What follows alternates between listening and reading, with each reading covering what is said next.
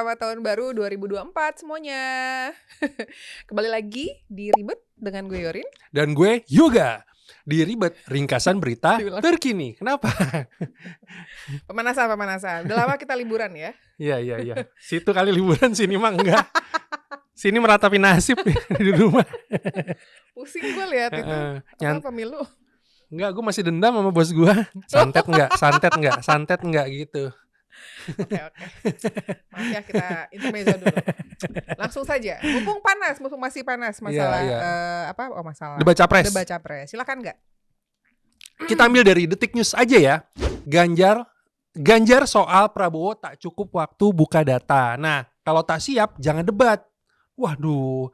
Jadi capres nomor urut 3 Ganjar Pranowo menyebut tidak akan menagih capres nomor urut 2 Prabowo Subianto terkait keterbukaan data capaian dalam Kementerian Pertahanan. Ya, panjang juga ya. Ganjar menyebut jika memang siap maka nggak perlu berdebat. Beliau juga menyampaikan di sini waktu yang terbatas dalam debat merupakan ujian. Oke, kalau komentar dari lu gimana, Rin? Nah, komentar orang yang habis pulang dari liburan. kelihatan ya warnanya ten-ten. Wis. Gini, kalau gue ngelihat ini kan lagi jadi polemik ya di masyarakat gitu. Banyak yang bilang tidak semua data pertahanan itu bisa dibuka. Oke lah. Katanya. Gitu. Tapi gini, Pak Ganjar itu walaupun bukan orang dari Kementerian Pertahanan, bukan bagian dari industrinya juga, tapi bisa loh dapat data-data yang bersifat umum dan yang tentunya bisa diakses oleh siapapun. Jadi nggak mungkin KPU bikin tema pertahanan kalau semuanya rahasia. Itulah, itu garis besar ya. Okay. KPU nggak mungkin bikin tema pertahanan kalau semuanya itu rahasia gitu. Pasti ada yang bisa diakses oleh masyarakat. Dan jangan lupa wakil TKN Pak Ganjar itu Pak Andika loh, mantan Perkasa ya. Iya, mantan Panglima TNI era Jokowi juga. So nggak mungkin pertanyaan yang dilontarkan Pak Ganjar itu tidak dengan pertimbangan gitu. Menurut lo gimana? Ya, soal ngebuka data ya. Jadi gini, kemarin Presiden Jokowi juga udah ngeluarin komentar, nggak bisa semua dibuka seperti toko kelontong, ya kan? Ya, gue setuju sih, dijelaskan secukupnya oke gitu kan. Tapi kalau semuanya dibuka angka detail gitu, mungkin kayaknya kurang pas ya, mungkin gitu kan. Kalau gagasan besar secara umum aja nggak apa-apa gitu. Lagian kalau kemarin tuh ada yang di-highlight dari Pak Anies ya, itu dia ngecilin pencapaian di Kementerian Pertahanan selama 4 tahun ini dengan nilai 11 dari angka 100 tuh menurut gue berlebihan ya. Tega banget. Iya gitu, jadi kayak orang-orang sekementerian Pertahanan, lo ngapain aja gitu kan, dia nilainya sampai 100 gitu. Gue pengen ngebahas data-data yang sempat disampaikan kemarin gitu. Jadi data pertama yang akan dibedah adalah katanya dananya 700 triliun dipakai buat beli alutsista bekas gitu. Padahal kenyataannya PSP Kemenhan dari 2020 sampai 2024 itu pembeliannya tuh senilai 386 triliun. Jadi terus udah gitu juga Pak Anies selalu menekankan ini belinya alutsista bekas. Padahal sejak 2019 itu nggak semuanya bekas, banyak juga kok yang baru gitu kan. Pernah dengar kendaraan taktis Rantis yang Maung, ya itu kan baru ya kan. Jadi nggak semuanya benar bahwa itu bekas semua gitu. Terus ada juga yang nggak pas ya, serangan-serangan, dan ini memang nggak semua dijawab sama Pak Prabowo tuh. Dia tuh kayak Pak Prabowo tuh kayak lebih defensif gitu loh. Pak Anies tuh menyinggung ruang cyber Indonesia yang nggak aman katanya. Padahal banyak yang nggak tahu juga nih fungsi tugas dan fungsi wewenang terkait keamanan cyber itu bukan ranah Kementerian Pertahanan, tapi BSSN yang dinaungi oleh tebak siapa? Kemenko Polhukam. Dan koordinasinya langsung ke Presiden. Jadi kayak serangan-serangannya tuh pokoknya semua tuh ke Kementerian Pertahanan. Gitu. Disikat habis gitu kan. Terus terkait ini juga ada pembahasan soal kesejahteraan prajurit yang katanya sebagian prajurit itu nggak punya rumah dinas. Nah ini juga banyak yang ini semuanya di pertahanan ya. Padahal nggak juga, ini adalah ranahnya Panglima TNI. Ranahnya Panglima TNI, baru dia koordinasi sama Kemenhan, Kemenkeu ya kan, keuangan gitu, karena ujung-ujungnya ada duit-duitnya. Baru dibawa ke rapat DPR, baru di ACC presiden gitu. Jadi kalau misalkan kalau gue lihat tuh kayak semuanya tuh ini apa? Semuanya sasaran Salah tembaknya Pak Prabowo gitu. sasaran tembaknya ini Pak Prabowo kayaknya pas di debat kemarin gitu. Kayak gitu, Rin. Kalau nggak tahu ya, gue komentar sedikit ya. Silakan. Gue kalau ngelihat perdebatan soal dana kemarin gitu ya, ya itu malu banget sih Pak Anies pasti karena ada beberapa kali salah ya gitu. Dan mungkin akurasi nilai sendiri juga mungkin seringkali harus konfirmasi lagi juga untuk ke pemegang datanya lagi gitu ya. Karena yang ngasih bocorannya kurang pas nih, aduh gimana sih lo gitu kan. Menurut gue itu manusiawi sih guys. Wajar ya. Mau dari pihak Pak Anies atau Pak Prabowo atau Pak Ganjar pun kalau mereka mungkin ada tidak akurat dalam data itu sebenarnya menurut gue manusiawi. Salah-salah dikit gitu ya. Iya, tapi kalau mengenai sanggahan bahwa itu semuanya rahasia, gue rasa enggak sih. Dan kalaupun memang ada sesuatu yang harus dirahasiakan, sebenarnya Pak Prabowo tinggal bilang di sini yang ada beberapa hal yang tidak bisa saya buka di sini. Cool itu sih sebenarnya. Jadi terlepas dari serangan-serangan Pak Anies yang menurut gue terlalu nggak perlu ya, nggak perlu sih gitu. Tetap Pak Prabowo gue ngelihat kayaknya beliau jadi kepancing emosinya gitu. Tapi kalau kita kan ngelihatnya ini ini Pak Prabowo kepancing nih emosinya. Tapi ini lucunya sih, netizen Indonesia itu seringkali kalau ngelihat ada yang dijadiin korban tuh malah dikasihan. Iya. Jadi ya gue rasa sih nggak ngaruh sih, karena orang tuh biasanya kalau udah kekeh aja gitu, nggak akan ngaruh gitu. Nanti gue ada komentar ini tapi akan kita bahas di tema berikutnya. Satu lagi gue pengen bahas mengenai rumah TNI ya. Ya, rumah dinas ya. Rumah dinas ini pengetahuan pribadi gue ya gitu, sepengetahuan gue ya gitu. Beberapa bulan lalu tuh gue juga pernah ada case gitu ya. Ada beberapa riset yang gue lakukan dan ternyata ada orang tua keluarga pensiunan yang sebenarnya masih meninggali rumah-rumah dinas tersebut. Padahal udah nggak berhak dong. Sebenarnya udah nggak berhak karena menurut peraturan itu tuh sebenarnya harusnya ketika sudah meninggal dunia, sudah tidak meninggal dunia tuh ada jangka waktu. Lalu kalau misalnya anak kandungnya sudah menginjak umur 30 atau mohon maaf ya kalau gue salah, udah dewasa dibantu. Pokoknya nggak sih kayak udah punya penghasilan dia harus gitu. keluar dari rumah itu dan ikut anaknya. Tapi kenyataannya di Indonesia ini boleh kalian cek sendiri. Saya nggak tahu nih Panglima TNI tolong dicek. Banyak sekali. Mohon maaf, gue bukan mau ngusir mereka, tapi anak-anaknya tuh punya rumah loh. Harusnya mereka keluar dari rumah itu. Dan kalau misalnya memang itu menjadi salah satu alasan kenapa TNI Banjar tidak punya rumah dinas ya, nggak itu kebagian rumah dinas juga. Iya, gitu harus diperhatikan. Setuju sih. Jadi jangan sampai, mohon maaf ya, orang tua yang punya anak punya rumah gitu ya, anaknya udah punya rumah gitu, mereka masih meninggali rumah dinas tersebut. Menurut gue itu sudah tidak bisa. Soalnya kakek gue juga TNI ya, kayaknya nggak pernah seistimewa itu. Ya soalnya gini, ini balik lagi ya ke azas keadilan gitu.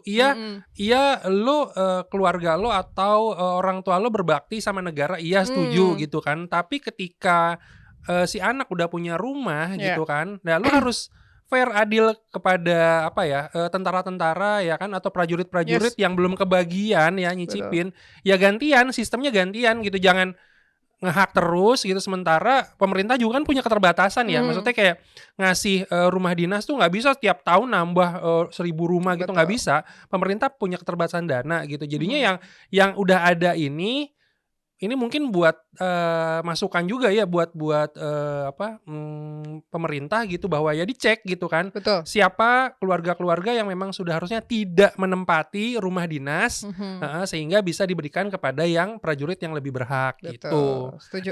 Terus yang tadi yang kemarin yang sempat dibahas tuh bahwa si capres ya kan, yang notabene Menteri Pertahanan ini punya sekian ratus ribu hektar, Terus prajurit TNI itu nggak punya rumah dinas gitu. Itu sebenarnya bagi gue itu agak rada nggak nyambung. Emang dia harus ngebagi-bagi tanahnya gitu, iya kan?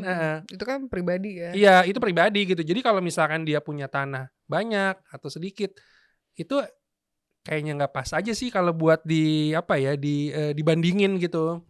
Ya lebih balik lagi itu kebijakan dan itu ternyata di panglimanya, di panglima TNI-nya gitu. Setuju. Oke lah kalau begitu ya. Gitu kali ya kita melihatnya ya.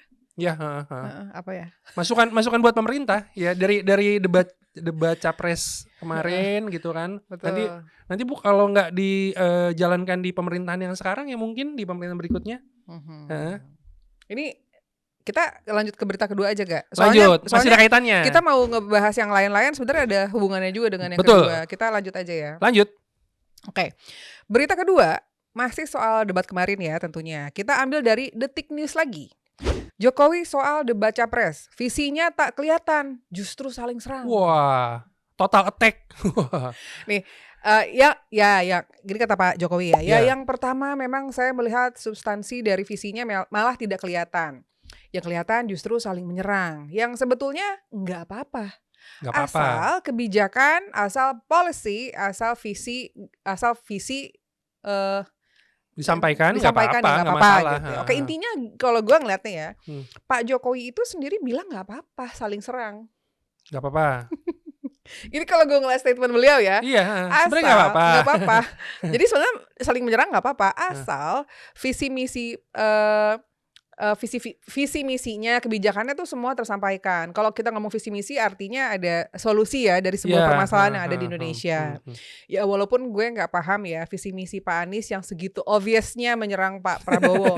Padahal di debat pertama Pak Anies menurut gue bagus banget loh, megang dia yang pertama. So what do you think ya? Jadi menurut Pak Presiden kita ya, menyerang tuh nggak apa-apa asal visi misinya kelihatan. Ya karena dia juga dulu agak nyerang dikit sih gitu kan. Tapi menurut gue ya itu masih sesuai takarannya, nggak berlebihan lah. Nah kalau yang semalam, bukan semalam, kemarin malam itu debat capres, mungkin ya konstituennya, pemilihnya fansnya itu ngelihat wah Pak Anies pinter banget nih, keren gitu kan. Mungkin. Tapi di banyak kalangan masyarakat Indonesia, seperti tadi yang Yorin mention bahwa, ketika seseorang mempermalukan orang di depan umum gitu kan, nyerang gitu, kelihatannya nih orang lagi ngegebugin Pak Prabowo nih gitu kan, dalam tanda kutip gitu. Terlihat berusaha memancing emosi dan terus menyerang personal gitu kan. Sebenarnya ini nggak tahu ya, bagian dari taktik ya timnya Pak Anies ini harus hati-hati loh pakai mode total attack kayak gitu, karena ya gitu balik lagi orang Indonesia tuh sukanya yang santun, nggak berantem. Mungkin pada bagian ini ya Pak Ganjar juga nyerang sebenarnya, tapi terlihat setidaknya lebih halus gitu, nggak membabi buta gitu. Nyerang nggak apa-apa. Iya, tapi orang Indonesia tuh pokoknya kalau tadi yang Yorin bilang ketika terlihat orang dizolimi, diserang gitu kan, itu malah timbul rasa iba. Bener. Akhirnya mendukung dia. Dan itu bukan alasan yang benar dong. Iya, jadi kayak makanya tadi gue bilang, ini harus hati-hati nih pakai taktik yang total attack, nyerang terus gitu kan. Nanti ketika orang nggak antipati gitu, malah nggak bersimpati sama Pak Anies dan sebaliknya, nah gimana gitu. Menurut lo gimana? Ya gue sih kalau overall ya, kalau ngeliat kemarin gue ngeliat memang Pak Ganjar sih yang pegang sih. Pegang ya, udah nggak kayak moderator lagi. Yang pertama mungkin Pak Anies ya. Yang kedua itu kan wakil presiden, itu menurut gue Mas Gibran ya, pegang, kelihatan banget lah beliau belajar gitu. Mas Samsul. Yang ketiga ini kayaknya Pak Ganjar oke sih gitu. Gue harus objektif ya gitu. Jadi menurut gue sih gue ngelihat kayak gitu. Sebenarnya kalau Pak Prabowo bisa lebih percaya diri sih harusnya beliau jawabnya sesuai dengan kapasitasnya aja. Kalau memang tidak bisa dibuka, katakan tidak bisa dibuka. Berikan visi misinya. As simple as that sih sebenarnya gitu. Karena walaupun ini agak-agak gue kalau ngedenger dari pihak Pak Prabowo selalu bilang dan mengulang bahwa beliau tidak akan menyerang, Itu tidak akan merubah apapun, Pak, gitu. Harusnya disiapkan adalah kalau ada serangan, Gimana? apa yang harus Iya, dilakukan, heeh, gitu kan, iya, gitu. Ketika optional dari setiap kali dari setiap perdebatan, dari setiap acara debat ini harusnya ada kalau misalnya Pak Anies begini, Bapak begini. Kalau ini Iya. begini itu kan harusnya ada. Ini maksud gue menyalahkan tim komunikasinya. Ap-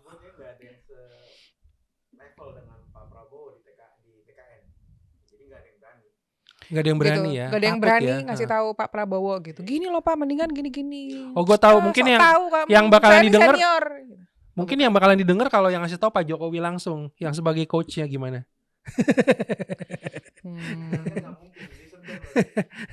Iya, mau salaman sama Pak Anies aja bilangnya nggak mau datengin karena senior ya wes susah, agak susah. Iya.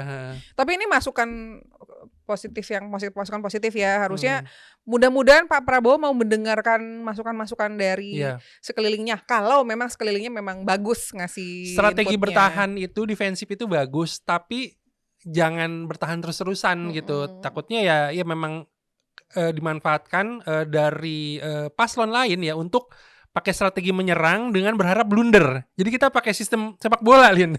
Iya Iya kan? benar. Ketika lo ngamatin gak sih ada di beberapa kesempatan gitu ketika Pak Prabowo terpancing agak-agak emosi ya kan? Pak Anies tuh tersenyum. Ekspresinya tuh kayak gitu. Kayak dia tuh menikmati lawannya tuh. Wah, tombol emosinya tuh kepencet gitu. Pak Prabowo juga cuma kelihatannya senyumnya sedih gitu. Bayangin senyumnya. Kasian liat. Ya, bayangin Pak Prabowo itu tersenyum tapi kira-kira 20 tahun yang lalu. Kalau Pak Anies gitu. Kalau Pak Prabowo gini. Gitu. Kalau Pak Ganjar gini. Agak-agak ngeri. Ini sebelahnya apa? Orang ini sebelahnya tonjok-tonjokan gitu kan. Oh iya, ada yang tahu nggak kenapa dia ditaruh di tengah? Gue baru mau bahas. Kenapa? Gue baru mau bahas. Kenapa? Kayaknya emang request deh. Harusnya 1, 2, 3 dong, saya urutan dong. Dari pertama kali mereka datang ke ruangan gitu ya, ke panggung, itu gue wondering kenapa dia di pinggir ya gitu. Itu kayaknya sengaja deh. Sengaja ya. Mungkin next berikutnya nggak usah Pak Ganjar di tengah, langsung wasit aja, gimana, wasit tinju gitu. Kalau menurut gue ditutup matanya, terus silahkan pilih tempat. Jangan ya. Jadi urutannya malah 2, 3, 1 ya. Iya. Sengaja kayaknya. Oke lah kalau gitu. Menarik. Jadi gimana pendapat Pak Jokowi? Apakah beliau boleh berpendapat demikian sebenarnya? Kita kembali dulu ya ke beritanya. Ya boleh dong. Ya kan kemarin juga sempat dibahas bahwa presiden mengomentari gitu. Ada juga balasan dari komentar dari Pak Anies gitu. Loh, kok presiden ngomentarin debat ya gitu kan? Ya menurut gua nggak apa-apa dong presiden ngomentarin proses. Ini kan bagian proses dari pemilihan umum ya. Ya nggak apa-apa dikomentarin, masa nggak boleh? Yang aneh kalau presiden Indonesia ngomentarin debat capres Malaysia gitu misalkan. Tapi gua ada pendapat dari Pak Jokowi yang gue tunggu-tunggu. Apa tuh?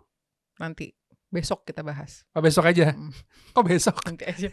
Berita besok aja. Oh gitu, oke. Kita langsung ketiga aja, Kak. Oke, langsung berita ketiga kita ambil dari Detik Bali. Karena Yorin masih kelihatan aura liburannya nih, ya kan, dari Bali. Tadi kesini aja ke studio dia masih bawa pasir gitu. Oke. Kayak bikini malah. Wow. Nggak boleh. Pada seneng nih, ya kan, cowok-cowok di sini. Tawa lu. Oke, respons Luhut soal Haris Fathia divonis bebas. Nah, gimana responnya ya dari Pak Luhut? Jadi gini, beliau menyampaikan pertama nih, Pak Luhut menghormati keputusan yang telah dibuat oleh majelis hakim. Setiap putusan pengadilan adalah wujud dari proses hukum yang harus kita hormati bersama. Namun, ada beberapa hal yang disayangkan Pak Luhut, yakni adanya fakta yang dikesampingkan hakim. Menurutnya, ada fakta yang tidak masuk di pertimbangan pada putusan hakim.